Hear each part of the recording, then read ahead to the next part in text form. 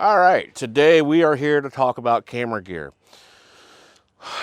Specifically the camera gear that I use for hunting, and even more specifically, I'm here to talk about fluid heads. So I film my hunts, essentially. I've gotten into photography for the last decade. I like to film western hunts, I like to film my whitetail hunts. I like to film just about everything but waterfowl hunts, just because they're such a pain.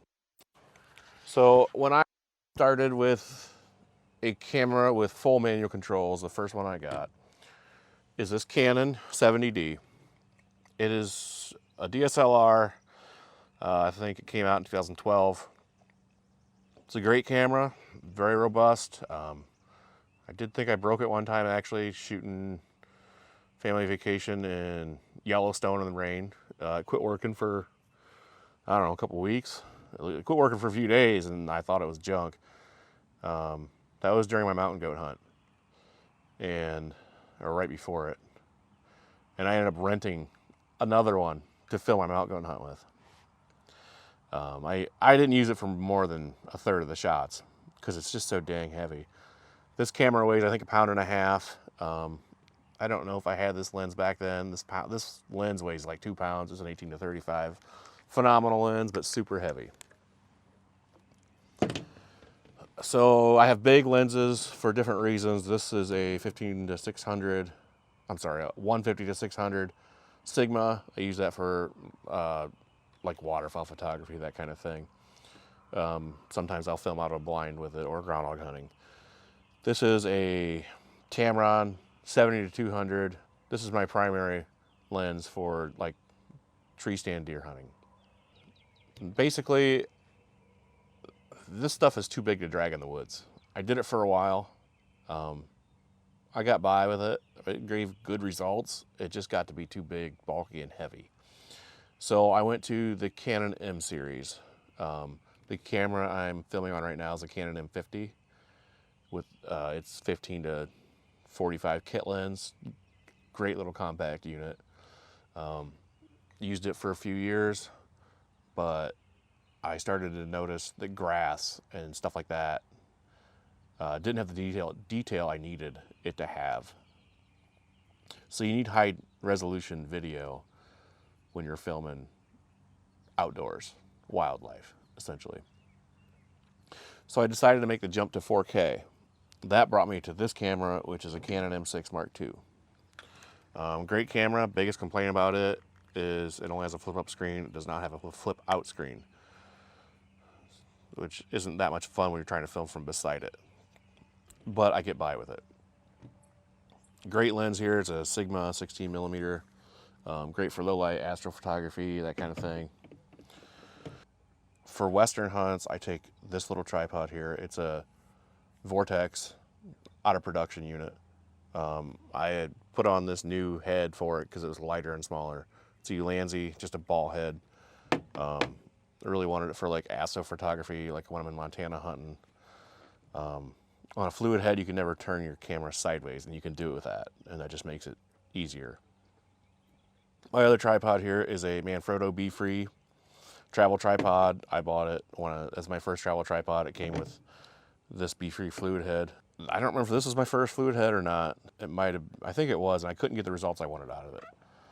So I did some research, and all the video content creators on YouTube basically directed me to this guy, which is the Manfrotto VH502AH Pro Video Fluid Head. It weighs 3 pounds, 12 ounces, and holds 22 pounds. You can buy it new at B&H for $200. I think I got it on eBay for like $125, $130. Once it arrived, I realized how large it was.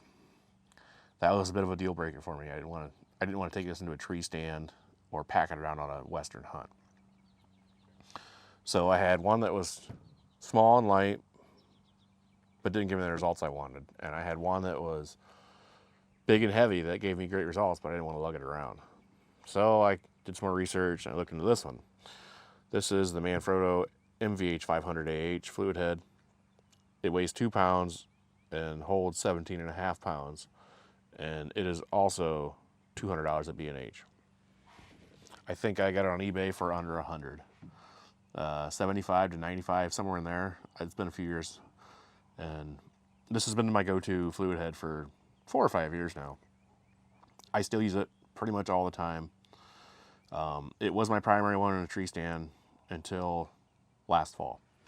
So the biggest downfall with Manfrotto is their plates. Their plates are great. If you're doing photography and you want to live in a Manfrotto ecosystem, phenomenal. These plates hold huge pieces of gear. They're great for that. But that's not what I'm doing. I need to hold little pieces of gear. And I need it all to be cross-compatible with a minimal amount of tooling to change plates over back and forth. Essentially, I have gone to all Arca plates. You're pretty much seeing these days in the hunting and shooting world, Arca plates are taken over.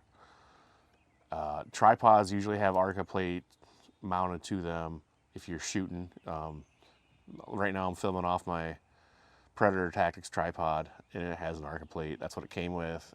If you're into PRS, NRL, anything like that, you use a tripod, it comes with an Arca plate.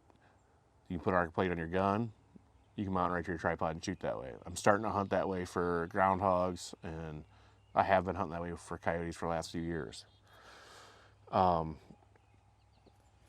Basically, my cameras, the reason I've gone to Arca plate, or an additional reason, is I've gone to this Peak Designs capture clip.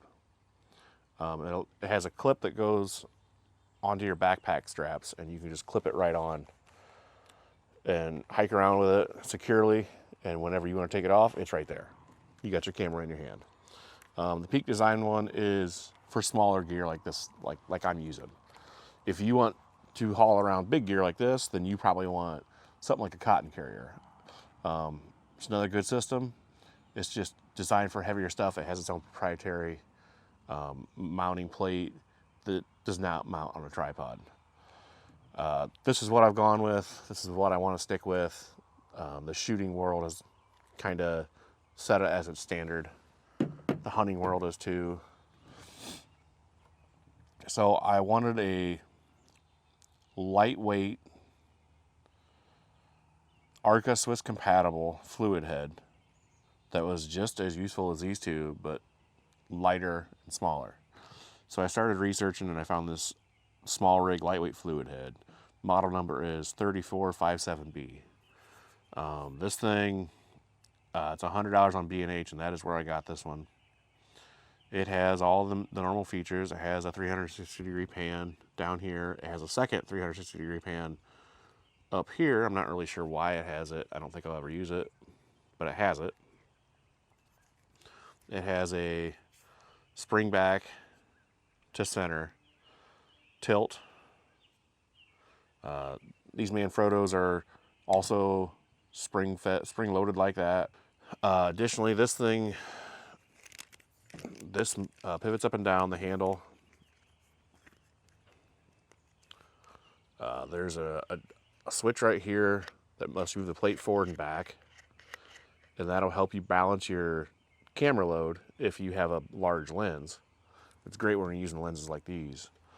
It also has a stowaway Allen key that's held in with a magnet that will I can use it to tighten my capture clip.